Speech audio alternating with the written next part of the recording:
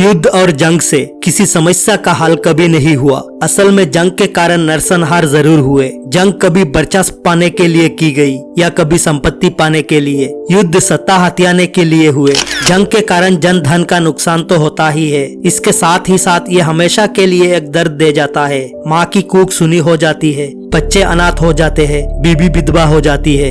युद्ध में दो पक्ष जरूर होते हैं, एक पक्ष मजबूत तो दूसरा उसकी अपेक्षा थोड़ा कमजोर होता है, लेकिन नुकसान दोनों का होता है। नुकसान मानवता का होता है। युद्ध वो गाँव होता है जो इंसान की आने वाली नस्ल के हृदय में भी खौफ भर देता है। हर देश और हर इंसान यह जानता है कि युद्ध से समस्याएं हल नहीं होती है, लेकिन फिर भी युद्ध के लिए हमेशा तैयार रहता है। कभी कभी षड्यंत्र भी युद्ध का रूप ले लेता है।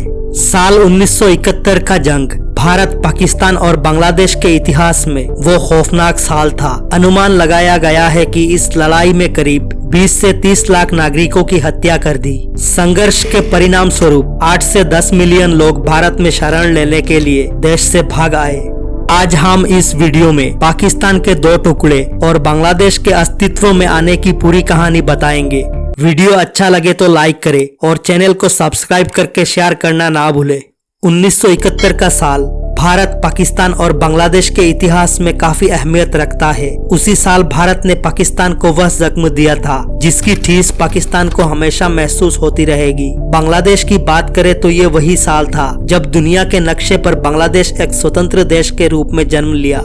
আমার দেশ তোমার দেশ বাংলাদেশ বাংলাদেশ আমার দেশ তোমার দেশ বাংলাদেশ বাংলাদেশ 1947 तक भारत, पाकिस्तान और बांग्लादेश भौगोलिक, राजनीतिक और सांस्कृतिक तौर पर एक राष्ट्र थे। 1947 में अंग्रेजों ने भारत से जाने का फैसला किया। जाने से पहले अंग्रेज ने भारत को दो हिस्से में बांटकर चले गए। बंटवारे के बाद दो देश बने, भारत और पाकिस्तान। पाकिस्तान का जन्म धर्म के आधार पर हुआ, लेकिन धर्म पाकिस्तान को लंबे अरसे तक बांध कर नहीं रख सका। तब मौजूदा पाकिस्तान पश्चिमी पाकिस्तान था और आज का बांग्लादेश पूर्वी पाकिस्तान। आजादी के कुछ साल बाद ही पंजाबी प्रभुत्व और पश्चिमी पाकिस्तान के दबदबे के खिलाफ पूर्वी हिस्से में असंतोष पनपने लगा। पाकिस्तान के जन्म के साथ से ही पश्चिमी पाकिस्तान की ओर से पूर्वी पाकिस्तान यानी बांग्लादेश के साथ भेदभाव शुरू हो गया। 1948 में उर्दू को पाकिस्तान की राष्ट्रीय भाषा का दर्जा दिया गया।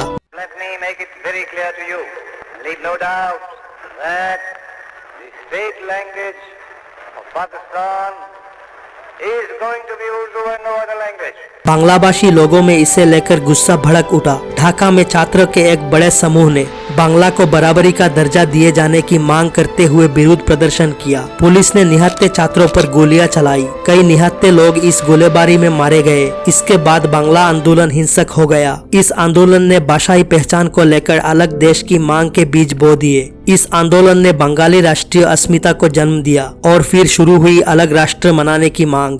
बता दें कि 21 फरवरी 1952 को हुए इस आंदोलन के बाद सन 1999 में यूनेस्को ने इसे international mother language day observe करने के लिए डिक्लेयर किया। दरअसल पाकिस्तान ने शुरू से ही अपने दूसरे भाग यानी पूर्वी पाकिस्तान पर सामाजिक और राजनीतिक दबाव बनाना शुरू कर दिया था। पूर्वी पाकिस्तान संसाधन में पाकिस्तान से बेहतर था, लेकिन राजनीति में उसका प्रतिनिधित्व बेहद कम था। पूर्वी पाकिस्तान यानी आज के बांग्लादेश ने आवाज उठाई तो उस पर जुल्म ढाए गए। ऐसे में मदद की गुहार हमेशा भारत से लगाई गई। भारत ने भी आगे बढ़कर बांग्लादेश को पाकिस्तान से आजाद कराने में हर संभव मदद की। बांग्लादेश भी मानता है कि बिना भारत के योगदान उसे आजादी नहीं मिलती। जिस घटना ने बांग्लादेश के लोगों को अलग राष्ट्र बनाने पर मजबूर कर दिया वो था 1970 में हुआ पाकिस्तान का आम चुनाव। इस चुनाव के नतीजे ने पाकिस्तान का विघटन तय कर दिया। दरअसल शेख मुजीबुर रहमान की पार्टी अवामी लीग को इस चुनाव में पूर्वी पाकिस्तान में सबसे ज्यादा सीट मिली,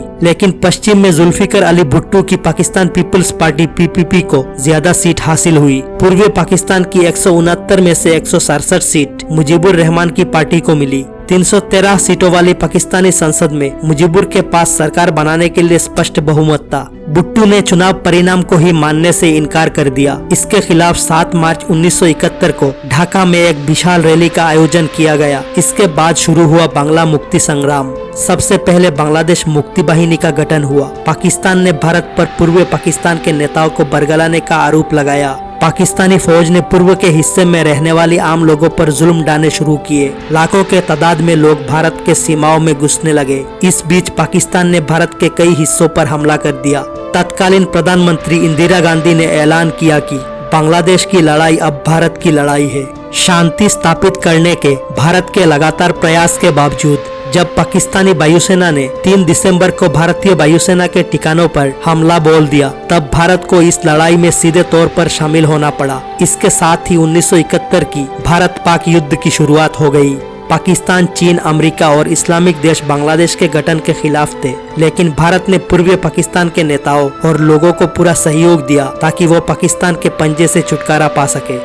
आखिरकार 16 दिसंबर 1971 को शाम 4:30 बजे पाकिस्तान के लेफ्टिनेंट जनरल नियाजी ने 93,000 सैनिकों के साथ भारतीय सेना के सामने आत्मसमर्पण कर दिया और भारत के लेफ्टिनेंट जनरल जमजीत सिंह अरोड़ा के सामने दस्तावेज पर हस्ताक्षर किए। बता दें कि द्वितीय विश्व युद्ध के बाद का ये सबसे बड़ा सैन्य आत्मसमर्पण था। महज 24 साल पहले जब पाकिस्तान का जन्म हुआ तो मौजूदा बांग्लादेश उसका पूर्वी हिस्सा था। 1947 में पाकिस्तान धार्मिक आधार पर भारत से अलग होकर नया देश बना। पूर्वी बंगाल धर्म की आंधी में उड़कर पाकिस्तान के साथ गया, लेकिन धर्मांधता दोनों को बांध कर नहीं रख सकी। स्थापना के बाद पाकिस्तान के हुक्मरानों ने सेकुलरिज्म और समानता के लिए तमाम वादे किए, लेकिन उन्हें निभा न सके। पूर्व पाकिस्तान में बराबरी के लिए आंदोलन हुए तो पाकिस्तान ने लोगों पर जुल्म शुरू कर दिया गया। ऐसे में शेख मुजीबुर रहमान पाकिस्तान के इस हिस्से में लोगों की आवाज बनकर सामने आए। रक्त যখন দিয়েছি, রক্ত আরো দেব, এই দেশের মানুষকে মুক্ত করে ছাড়বো ইনশাআল্লাহ।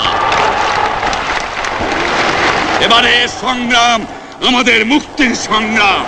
आजादी के बाद जब उर्दू को पाकिस्तान की राष्ट्रीय भाषा बनाने का ऐलान हुआ तो शेख मुजीब इसके विरोध में आ गए। उन्होंने मुस्लिम लीग को अलविदा कह दिया। 2 दिसंबर 1969 को उन्होंने ऐलान किया कि पूर्व पाकिस्तान अब बांग्लादेश कहलाएगा। इसके बाद उन्होंने पाकिस्तान के खिलाफ सशस्त्र संग्राम की अगुवाई की। वे बांग्ला मुक्ति संग्राम अगुवा बने। आखिरकार भारत की मदद से 1971 में बांग्लादेश आजाद मुल्क बना। शेख मुजीबुर रहमान आजाद बांग्लादेश के पहले राष्ट्रपति बने और बाद में प्रधानमंत्री भी चुने गए। 15 अगस्त 1975 को सैनिक तख्तापलट के बाद बांग्लादेश की सेना के कुछ युवा अफसरों के हथियारबंद दस्ते ने ढाका स्थित राष्ट्रपति आवास पर पहुंचकर बंगबंधु शेख मुजीबुर रहमान की असैसिनेट कर दी।